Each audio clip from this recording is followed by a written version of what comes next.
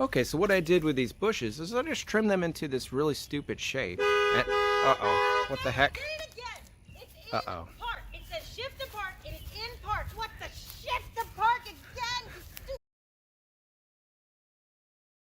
Where are you going? Where are you going? Babe, what are you doing? I'm gonna burn this shift apart to the ground. No, I'll fix it, I promise.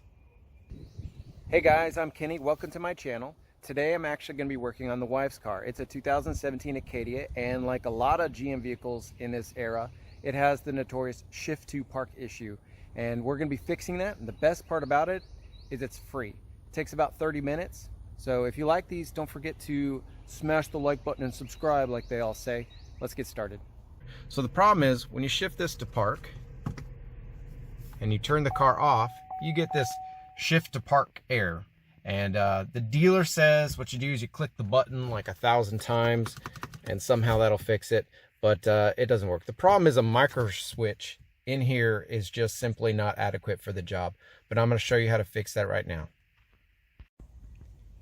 This job is actually surprisingly easy. You don't have to completely remove the console.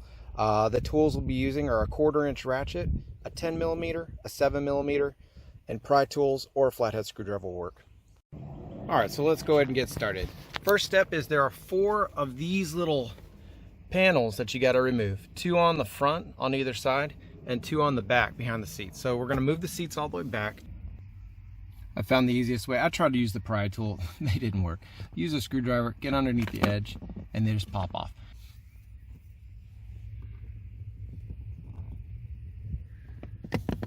Step 2 after you've removed the screw is to pull the whole panel away. Now there's a bunch of snaps in here. There's 1, 2 here, 3, 4, 5, 6, 7. There's about 7 or so. We'll see once we get the whole panel off. I would advise not to use a screwdriver. Use a pry tool or some kind of non-scratching because you're going to see this if you scratch it. What I generally do is I just put my fingernails under here to get it started right here. Now I'll probably have to put the camera down. Let's see if I can do it one-handed. Oh, okay, I got it. All right, so you see these snaps here? So you can kind of follow where they are. Pull evenly around the area just so you don't break any of the plastic. Okay, if you look further down, you can see there's another one down there. So we're going to reach our hand down and pop it out evenly. Okay, there's another one down there. Okay, and one more. All right, now the panel, once you remove the floor mat, should just slide out nicely. So it's kind of getting stuck right here. So what I did is just lean this out just a little bit and lift it straight up, and that allowed me to clear it. See, this clip kind of gets caught. So once it's up, now you should be able to wiggle the whole way out.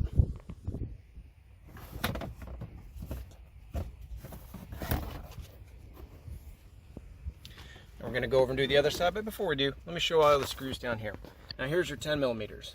There's 1, 2, 3, 4. The rest of them are going to be behind this panel, which we'll be removing in just a second. So I've done the same thing on this side. I literally just put my fingernails here. You can probably use a plastic pry tool and just gently pop these away. Just don't try to bend. I guess that's the key to not breaking anything. Try to get these clips to extract straight out. Then look down and you'll see the other ones. All right, and just like the other side, I've kind of pulled this away and lifted it up, and that helps you clear the seat rail down there, and then it just slides up. So to see the bolts on this side, 1, 2, 3, and 4. All right, so now what we're gonna do is move both chairs all the way forward, and we'll get the back panels out. All right, so you can see now that we've moved the chairs forward, you've exposed these back panels. So just, again, reach in here and pop them out. And actually those look like a 10mm underneath them. All right, so we've got the 10mm on there. And just remove them like that. The driver's side.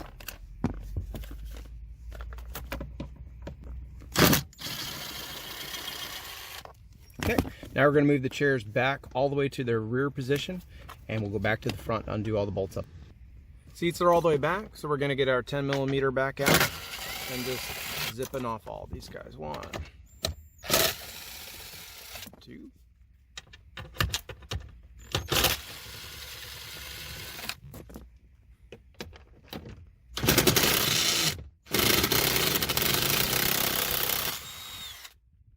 3.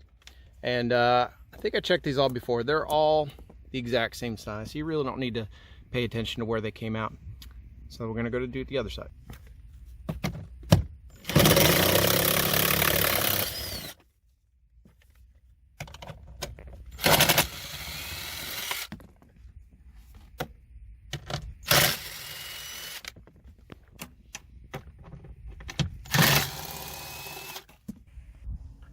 Now that the console is loosened with the bolts, the next step is probably the trickiest part, but it's still doable. We need to remove both the shifter and the leather cover. I recommend a pry tool again to get the leather boot off. We're simply just going to insert it right about here, and that allows you to gently just kind of pull up around the edges and pop it off. But I got to use 2 hands. So I simply pried with 2 plastic pry tools here, and it pops up. The other side comes off pretty easily now once it's all loose. So the next step is the shifter knob. Now to do this, it is a little bit tricky. The instructions say you grab this very firmly and you both twist a little bit and lift up all at the same time. You might need to use 2 hands. You're not twisting so hard that you're gonna like rip it off, but you do need to pull firmly up. It'll come straight out like that. Alright, so next step is just grab the entire console, and however you can, and just pull it back. See how we separated it by about 1 inch? You can actually go a little bit further. There we go. Alright, so now we're going to, sorry about the shaky camera. Down here, we need to remove this piece right here. So we're going to start by unclipping a couple clips here. 1. The next one you can see is right there. Now we're on the passenger side. You can easily see these 2 clips. Just gently. All right, now that we've freed the upper trim panel, if you want to completely remove this, it requires undoing the seat heater and cooler, the hazard light, traction control button, the other side, the USB, the cigarette lighter, and the shifter knob, which are all honestly pretty hard to pull out. I'm sorry, there's also the lights for this. So there's probably about 10 plugs, and they're actually difficult to get out, but you don't need to go that far. We're simply going to lift up here, and we've exposed the harness that we need to get to. Okay, so now we're ready to fix the problem. I've got the console just propped open with this cool little screwdriver. If you look in there, you'll see a blue and black wire. That blue and black wire goes to the microswitch. The microswitch is the culprit. That simply just tells the car that you've put it into park. It is closed when the car is in park, and the connection is open when you're in drive. When you push the button down, it opens up. So that's open, closed, open, closed. So all you need to do to fix it is to either replace the microswitch that is faulty, replace the entire shifter just for that little thing, or easy enough, you just short it to ground as if it was closed. The easiest way to do that is this plug on the back. So what we're going to do is unplug this. If you look at this plug, there's a black wire on the right. That's the same black wire you see over here. And on the far side, there is a white and purple. White and purple. Short those together with this. Now I sell this on my eBay store for about 800 bucks. You can buy it from me, or you can make one on your own for about 1 penny. What you need to do is just bend it so it fits into both of those. You reinstall it and it's fixed. Okay, as you can see, we have inserted the paper clip into the black and the white with purple striped wire. Once you're certain that you've shorted out the 2 terminals, simply reinstall it back into the shifter. Okay, and just to talk about this for a second, I've been running it this way for almost a year now, and I've had 0 errors, 0 failures, and 0 shift to park messages on the dash. And as an added bonus, I believe that it unlocked the nav to put in addresses while you're moving, for the passenger, of course. And so I've noticed no ill effects. I highly recommend this.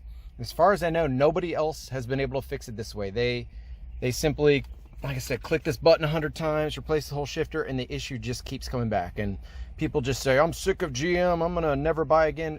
It's such an easy fix. Just figure it out, do it. I think this whole process is gonna take less than 30